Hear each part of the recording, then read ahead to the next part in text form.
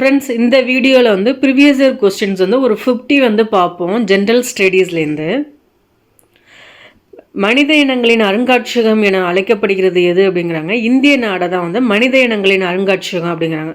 ஜாதி மத வேறுபாடு இல்லாமல் எல்லாம் வந்து என்ன வேற்றுமையில் ஒற்றுமைங்கிற மாதிரி சொல்லுவாங்கள்ல, அதனால தான் வந்து மனித இனங்களின் வந்து அருங்காட்சியகம் அப்படின்னு வந்து சொல்கிறாங்க இந்திய நாடை.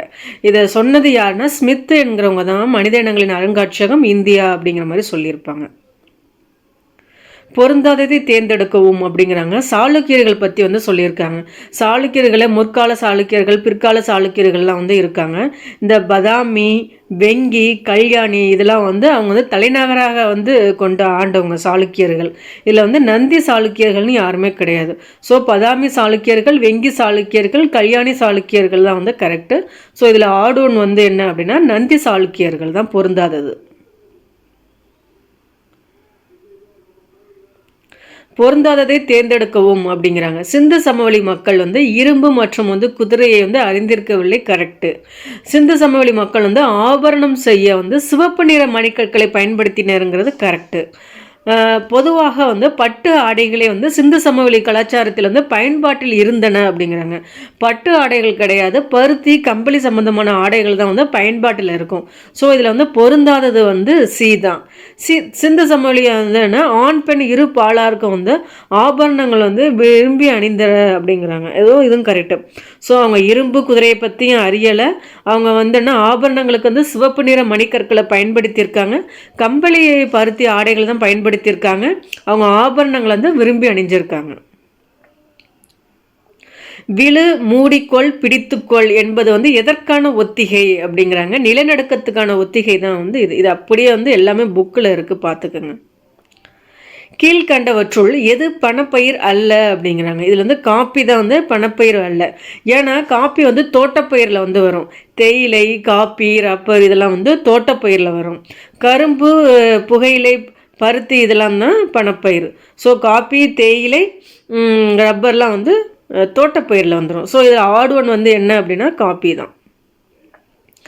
தீபகற்ப இந்தியாவில் வந்து பாயும் மிக நீளமான ஆறு அப்படின்னா வந்து என்ன சொல்கிறாங்க அப்படின்னா கோதாவரி தான் நீளமான ஆறு அப்படிங்கிறாங்க. இது வந்து எவ்வளோ கிலோமீட்டர் வந்து பாயுது அப்படின்னா 1465 கிலோமீட்டர் வந்து இது பாயுது அப்படிம்பாங்க. ஸோ தீபகற்ப இந்தியாவில் பாயும் மிக நீளமான ஆறுனா கோதாவரி, இரண்டாவது நீளமான ஆறுனா வந்து கிருஷ்ணா தான் வரும்.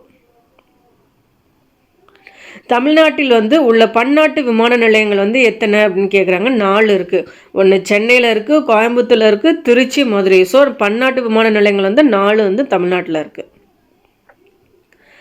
அப்புறம் தமிழ்நாட்டில் வந்து இன்னுயிர் காப்போம் நம்மை காக்கும் 48 திட்டத்தின் வந்து நோக்கம் என்ன அப்படின்னு கேட்குறாங்க.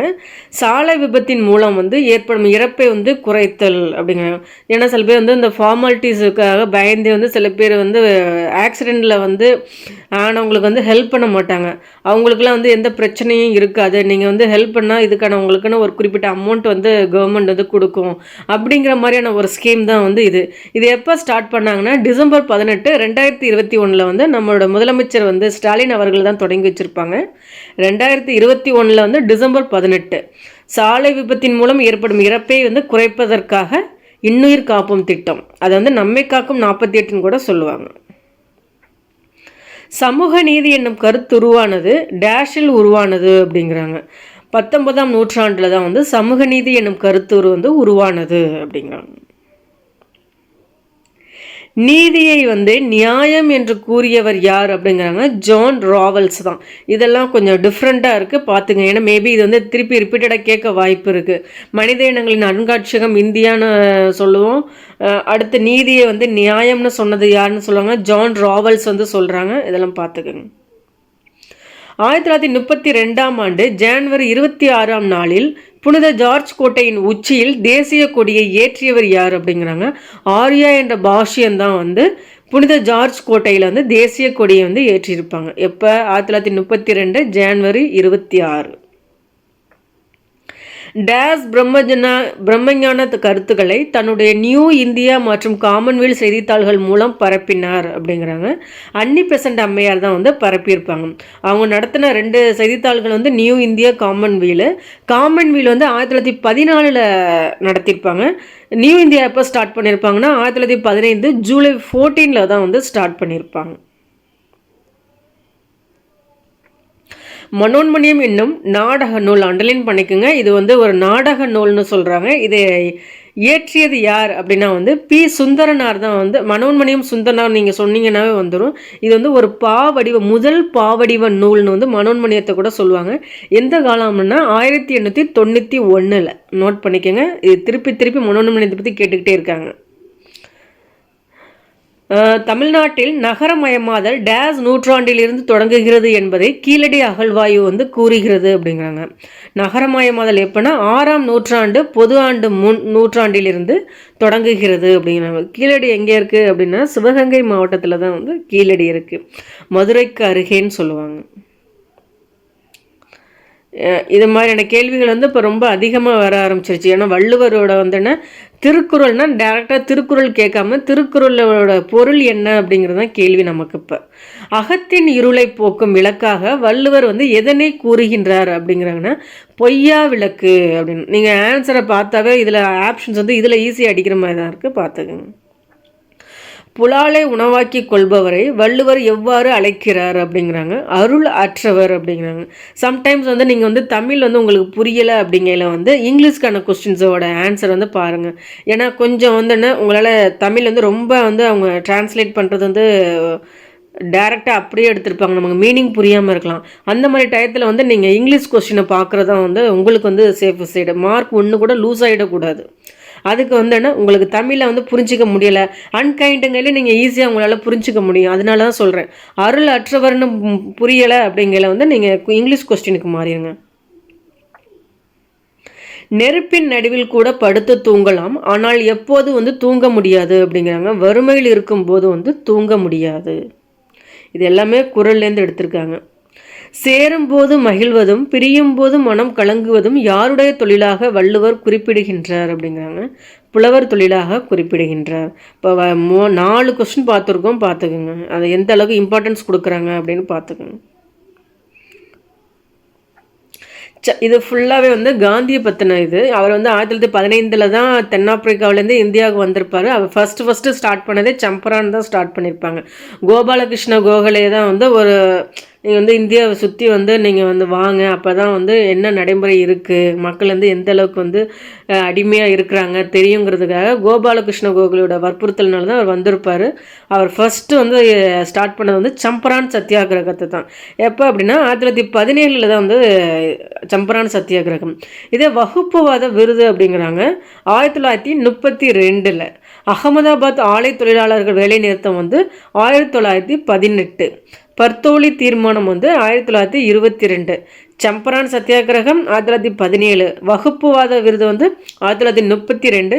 பர்தோலி வந்து 1922. அகமதாபாத் ஆலை தொழிலாளர்கள் வேலை நிறுத்தம் 1918. இதெல்லாம் ரிப்பீட்டட் கொஸ்டின்ஸை பார்த்துக்குங்க. 1931 கராச்சியில் நடைபெற்ற இந்திய தேசிய காங்கிரஸ் மாநாட்டில் வந்து தலைமை வகித்தவர் யார் அப்படின்னு வந்து கேட்குறாங்க. ஆக்சுவலி வந்து 1913லையும் சரி 1931லையுமே வந்து கராச்சியில் தான் வந்து இந்திய தேசிய காங்கிரஸ் மாநாடு நடந்திருக்கும். 1913 1931 ரெண்டுலேயுமே. ஆனால் 1931 கராச்சியில் வந்து காங்கிரஸ் தலைவராக இருந்தவர் யார் அப்படின்னா வந்து வல்லபாய் பட்டேல் வந்து இருந்திருப்பாங்க. இவரை வந்து இந்தியாவின் இரும்பு மனிதன் கூட சொல்லுவாங்க, இந்தியாவின் பிஸ்மார்க்னு வந்து பட்டேலை வந்து சொல்லுவாங்க. ஃபஸ்ட்டு துணை பிரதமர் கூட வந்து பட்டேல் அவர்கள் தான். அவரோட பிறந்தநாள் கூட அக்டோபர் 31 வந்து தேசிய ஒற்றுமை தினம்னு வந்து சொல்லியிருப்பாங்க. அதையும் நோட் பண்ணிக்கோங்க எக்ஸ்ட்ரா பாயிண்ட்ஸாக. கட்டபொம்மனை தூக்கிலிட்டு கொலை செய்தவரை நிறைவேற்றியவர் யார் அப்படின்னு வந்து கேட்குறாங்க. யார் அப்படின்னா மேஜர் பானர்மேன் தான் வந்து செஞ்சுருப்பாங்க. அவரை எப்போ தூக்கிலிட்டு அப்படின்னா 1799 அக்டோபர் 16 விசாரித்து அக்டோபர் 17 தூக்கிலிட்டிருப்பாங்க கைத்தாரில். சில இடங்கள் என்ன குறிச்சிருக்காங்க அப்படின்னா 1999 அக்டோபர் 16 சொல்லியிருக்காங்க. அக்டோபர் 16 இல்லைன்னா 17 வரும். இயர் வந்து 1799 கயத்தாறு என்னும் இடத்தில். தி ரேஸ் ஆஃப் மை லைஃப் என்ற சுயசரிதை யாருடன் வந்து தொடர்புடையது அப்படிங்கிறாங்க. மில்கா சிங் அவர்களுடன் தொடர்புடையதான் இது. மெட்ரோ ரயில் அமைப்பு மற்றும் சேவைகளை இந்தியாவில் 2022ஆம் ஆண்டில் செயல்படுகிறது. எத்தனை அப்படிங்கிறாங்க? 15 மெட்ரோ ரயில் சேவை அமைப்பாங்க. 15 மெட்ரோ ரயில் அமைப்பு மற்றும் சேவைகள் இந்தியாவில் 2022ஆம் ஆண்டில் செயல்படுகிறது. நல்லா அண்டர்லைன் பண்ணிக்கோங்க. 15. இன்ன வரை எத்தனை மாநிலங்களில் வந்து அவங்க செயல்படுத்துகிறாங்க அப்படின்னா 8 மாநிலங்களில் வந்து மெட்ரோ ரயில் சேவை வந்து இருக்குது. 15 மெட்ரோ ரயில் அமைப்பு மற்றும் சேவைகள் இந்தியாவில் 2022ஆம் ஆண்டில் செயல்படுகிறது அப்படிங்கிறாங்க. ஃபஸ்ட்டு மெட்ரோ எங்கே ஸ்டார்ட் பண்ணாங்க அப்படின்னா வந்து கல்கட்டாலேருந்து ஸ்டார்ட் பண்ணாங்க. நம்ம தமிழ்நாட்டில் வந்து எப்போன்னா 6வது பிளேஸில் வந்து இருப்போம். அப்போ தான் மெட்ரோ. இப்போ டோட்டலாக வந்து 8 ஸ்டேட்டில் வந்து மெட்ரோ ரயில் சேவை வந்து இருக்குது. இதில் என்ன கேள்வி அப்படின்னா அந்த ரயில் அமைப்பு மற்றும் சேவைகள் வந்து எத்தனை செயல்படுது அப்படின்னு வந்து கேட்குறாங்க. எத்தனை ஸ்டேட்னு கேட்கல, எத்தனை சேவைகள் அப்படிங்கிறாங்க. கொஸ்டின் நல்லா புரிஞ்சுக்கங்க. 15 மெட்ரோ ரயில் அமைப்பு மற்றும் சேவைகள் இந்தியாவில் 2022ஆம் ஆண்டில் செயல்படுகிறது. இது வந்து என்னென்னா மக்களவை மற்றும் ஒவ்வொரு மாநில சட்டமன்றங்களிலும் வயது வந்தோர் வாக்குரிமையின் அடிப்படையில் தேர்தல் நடத்தப்பட வேண்டும் என கூறும் இந்திய அரசியலமைப்பின் சட்டப்பிரிவு யாது அப்படிங்கிறாங்க. ஏன்னா வயது வந்தோர் வாக்குரிமைன்னு வந்து சொல்லுவோம்ல, அதுக்கான ஆர்டிக்கிள் வந்து என்ன 326 வந்து சொல்லுவோம். ஃபஸ்ட்டு வந்துன்னா நம்ம தேர்தல் பற்றின ஆர்டிக்கிளே வந்து 324 to 29 வரையும் தான் இருக்கும். அதில் வயது வந்தோர் வாக்குரிமை அப்படிங்கையில் வந்து நம்ம வந்து 326 வந்து போடணும். பகுதி எத்தனையில் இருக்குது தேர்தல் சம்பந்தமானது? 15ல் தான் வந்து இருக்கும். யாஸ் சூறாவளி எங்கு உருவானது அப்படிங்கிறாங்க. இது வந்து ஒரு கரண்ட் அஃபேர்ஸ் கொஸ்டின். வங்காள விரிகுடாவில் தான் வந்து உருவாகியிருக்கு. டேஸ் என்பது உறுதியான தடித்த வெண்ணிற உரையாக அமைந்து கண்ணின் வந்து உள்பாகங்களை வந்து பாதுகாக்கின்றது அப்படிங்கிறாங்க. என்னன்னா ஸ்க்லரா அப்படிங்கிறாங்க. ஸ்க்லீராவை தான் அப்படி சொல்கிறாங்கன்னு நான் நினைக்கிறேன். Sclera, S. அது அந்த அவங்க மொழியாக்கம் பண்ணுறதே வந்து ரொம்ப குழப்பமாக இருக்கும். ஸ்க்லீரா என்பது வந்து உறுதியான தடித்த வெண்ணிற உரையாக அமைந்து கண்ணின் உள் பாகங்களை வந்து பாதுகாக்கிறது. இதுக்கான ஆன்சர் வந்து ஸ்க்லீரா. காப்பி தூளில் வந்து சேர்க்கப்படும் கலப்பட பொருள் வந்து என்ன அப்படின்னா வந்து புளிப்பொடி தான் வந்து சேர்க்குறாங்க. இதுக்கு முன்னாடி தான் பார்த்தோம் அது வந்து பணப்பயிரா தோட்டப்பயிரான்னு கேட்டிருந்தாங்க. நமக்கு காப்பி ஒன்றா பார்த்தோம், தோட்டப்பயிர்னு சொன்னோம். அதில் சேர்க்கப்படுற கலப்பட பொருள் வந்து என்ன அப்படின்னா புளிப்பொடி. இவற்றுள் எந்த விடை வந்து தவறானது அப்படிங்கிறாங்க. இது வந்து எப்படின்னா சயின்ஸில் வந்து அந்த பாக்ஸாக இருக்கும் பார்த்தீங்களா, அந்த 6th 7th கூட இது வந்து ஒரு 7th கொஸ்டின், 7th லெசனில் 7th ஸ்கூல் புக்கில் உள்ள கொஸ்டின் தான் நினைக்கிறேன். இது வந்து பாக்ஸ் கண்டென்ட்டில் வந்து இருக்கும். 1 metric ton equal to 10 quintal, 1 metric ton equal to 1000 kilogram, இது மாதிரி இருக்குது. நம்ம வந்து அதெல்லாம் வந்து கேட்க மாட்டாங்க அப்படின்ட்டு போவோம். கொஸ்டினில் அதுதான் வந்திருக்கு பாருங்கள். இதில் வந்து என்னென்னா ரெண்டுமே கரெக்டு தான். ஸோ வந்து தவறானதுன்னு எதுவுமே கிடையாது. ஸோ 1 மற்றும் 2 ஆகியவற்றில் எதுவுமே இல்லை. நம்ம வந்து இது வந்து கொஞ்சம் குழப்புற மாதிரி இருக்குது அந்த ஆப்ஷன்ஸ். 1 மட்டும் தவறா, 2 மட்டும் தவறா, 1 2மே தவறா, 1 2 தவறு இல்லையா அப்படின்னு கேட்குறாங்க. நமக்கான ஆன்சர் வந்து என்ன, 2மே தவறு இல்லை, 2மே கரெக்ட் தான். 1 metric ton equal to 10 quintal, 1 metric ton equal to 1000 kilogram, 2மே கரெக்டு. பூமியில் ஒரு மனிதனின் நிறை 50 கிலோகிராம் எனில் அவற்றின் எடை வந்து எவ்வளவு அப்படின்னு வந்து கேட்குறாங்க. நம்ம வந்து என்னென்னா பூமியின்ல தான் வந்து மனிதனோட நிறை 50 கிலோகிராம் இருந்தால் இதே நிலவுலையும் அதோட நிறை மாறாது. அப்போ இங்கே 50 கிலோகிராம்னா அங்கேயும் 50 கிலோகிராம், அப்படி தான் நிறை மாறாது அப்படின்னு கூட சொல்லியிருந்தோம். ஒரு இடம் வந்து ஒரு ஷார்ட்ஸில் வந்து பார்த்துருப்போம். இங்கே என்ன சொல்லியிருக்காங்கன்னா பூமியிலே அந்த நிறை வந்து 50 கிலோகிராம், எடை எவ்வளவு அப்படின்னு கேட்குறாங்க. என்ன பண்ணணும்னா புவியீர்ப்பு விசையோட வந்து மல்டிப்ளை பண்ணணும். 9.8 மீட்டர்/செகண்ட் இருக்குல்ல, 9.8 × 50 வந்து மல்டிப்ளை பண்ணிங்கன்னா 490 நியூட்டன் வரும். இதான் ஆன்சர். புவியீர்ப்பு விசையோட மல்டிப்ளை பண்ணணும். 9.8 × 50. வேளாண்மையை அடிப்படையாக கொண்ட தொழிற்சாலை என்ன அப்படின்னா வந்து சர்க்கரை ஆலை தான் வந்து வேளாண்மையை அடிப்படையாக கொண்ட தொழிற்சாலை.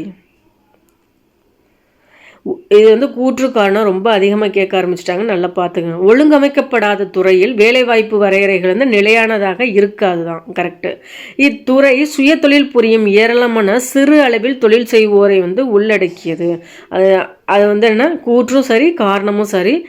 ஆர் வந்து ஏ கூற்றுக்கான சரியான விளக்கம் அப்படிங்கிற மாதிரி சொல்கிறாங்க.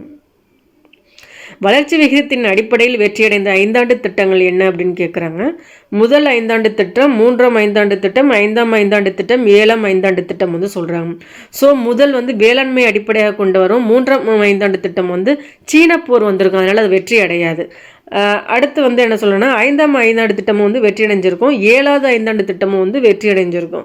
7ஆம் 5 ஆண்டு திட்டத்தில் கூட தனியார் துறைக்கெலாம் வந்து முக்கியத்துவம் கொடுத்துருப்பாங்க, அதனால் வெற்றி அடைஞ்சிருக்கும். ஸோ ஆப்ஷனில் இருக்கிற 1, 3, 4 கரெக்டாக இருக்கும். 3ஆம் 5 ஆண்டு திட்டம் வந்து வராது. ஏன்னா இந்திய சீனா போர்னால வந்து அந்த 5 ஆண்டு திட்டம் வந்து வெற்றி அடைஞ்சிருக்காது. அப்போ தான் வந்து திட்டம் விடுமுறை காலம்னு விட்டுருப்பாங்க, 1966 to 69. உலகத்தில் உள்ள மொத்த ஏழைகளில் வந்து இந்தியாவில் மட்டுமே வந்து 22% பீப்புள் வந்து இருக்கிறாங்க அப்படிங்கிறாங்க.